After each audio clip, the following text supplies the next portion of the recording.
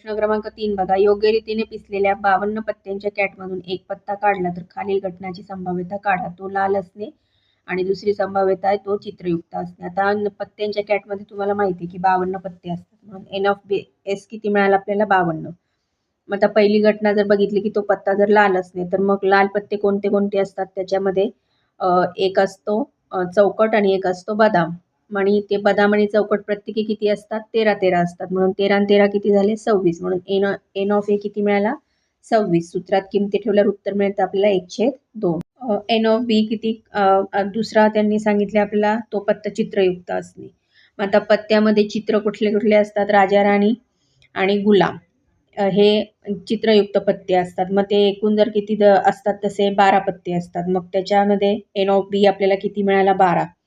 म्हणून सूत्रात जर किमती ठेवल्या तर 12/52 म्हणजे 3/13 हे उत्तर आपल्याला मिळतं. उदाहरण क्रमांक 4. एका खोक्यात 5 स्ट्रॉबेरीची, 5 कॉफीची, 2 पेपरमिंटची चॉकलेट्स आहेत. त्या खोक्यातून एक चॉकलेट काढले तर काढलेले चॉकलेट कॉफीचे असणे ही एक शक्यता आहे आणि दुसरी शक्यता आहे ते चॉकलेट पेपरमिंटचे असणे. तर याची संभाव्यता आता आपल्याला काढायची आहे. मग आता नमुना अवकाशाच्यामध्ये किती असणार आहे की प्रत्येकी स्ट्रॉबेरी कॉफीची किती आणि पेपरमिंटची किती चॉकलेट्स आहेत? तर ती 5, 6, 2 म्हणजे एकूण किती झाली? ती 13 झाली. मग आता पहिली घटना जर ए धरली ती चॉकलेट कॉफीचं असणं शक्य आहे, तर मग 6/13 हे येतं, कारण सूत्रात आपण त्या किमती ठेवायच्या. म्हणून एन ऑफ ए किती मिळतो आपल्याला? 6 मिळतो. म्हणून ते सूत्रात ठेवल्यावर 6/13 मिळतं. म्हणजे 13 पैकी 6 ही कोणाची असणार आहेत? कॉफीची असणार आहेत. आणि दुसरं पेपरमिंटचे काढायचे आहेत. मग पेपरमिंटचे इथे किती आहेत? 2 आहेत. म्हणून एन ऑफ बी इथे मिळतो आपल्याला 2. म्हणून सूत्रात किमती ठेवल्यावरती 2/13 हे उत्तर आपल्याला मिळतं. हे लक्षात ठेवूया. संभाव्यता सांगताना किंवा लिहिताना अपूर्णांकांचा किंवा शतमानाचा वापर केला जातो. कोणत्याही घटनेची संभाव्यता ही 0 ते 1 किंवा 0% ते 100% असते.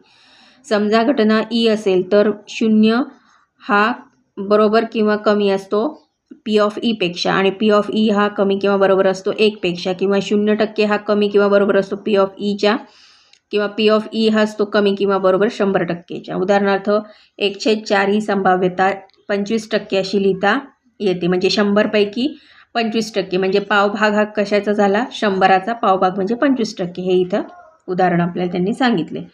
आता पाठाच्या सुरुवातीला आपण एक उदाहरण बघितलं होतं. त्यामध्ये वर्गातील सर्व मुलांना वनस्पतीच्या नावाच्या चिठ्ठ्या उचलायला सांगितले होते.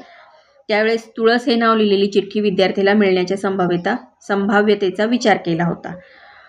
आता एका चिठ्ठीवर तुळस हे एकाच चिठ्ठीवर नाव लिहिलेलं होतं. त्यामुळे आणि त्यातली चिठ्ठी किती विद्यार्थी उचलणार होते? 40 विद्यार्थी 40 चिठ्ठ्या उचलणार होते.